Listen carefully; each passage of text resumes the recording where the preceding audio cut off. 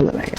সাম্প্রতিক আপনাকে আর সাকিব খানকে একটা ছবিতে দেখা গিয়েছিল একসঙ্গে, তারা দুজন কি এক হয়ে গিয়েছেন?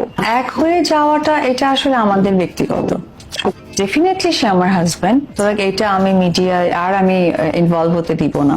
এই কারণে দিব না কারণ বেলা শেষে যেহেতু আমরা মানুষ, আমাদেরও সমস্ত পরিবার জীবনের মতো আমাদের সন্তান, ফ্যামিলি, বাবা মা, আত্মীয় স্বজন সবাই আছে।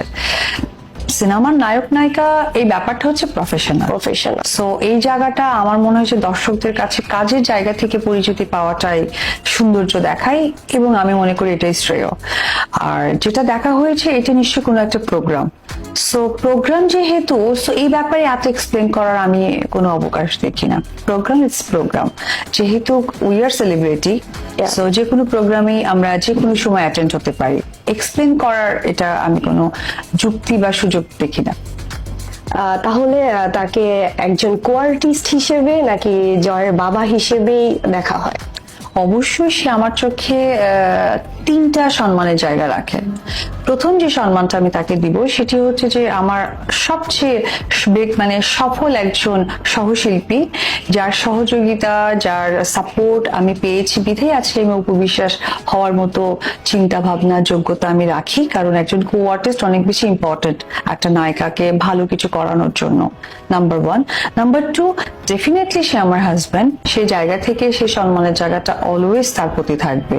কারণ এটা তো আমাদের ধর্ম বলতে গেলে তো এটা একদমই অন্য লেভেলের একটা সম্মানের জায়গা। থার্ড যেটা হচ্ছে 100% আমার বাচ্চার বাবা, সেই ক্ষেত্রে সেই সম্মানটা আরো অনেক বেশি। তো তিনটা জায়গায় থেকেই তিনটা পরিচয় সে আমার কাছে সম্মানিত। মানে এই সময় এসে যদি উপবিশ্বাসের কাছে জানতে চাওয়া হয় যে আচ্ছা না, হ্যাঁ, সেটা আমি বলবো যে তার ব্যক্তিত্ব।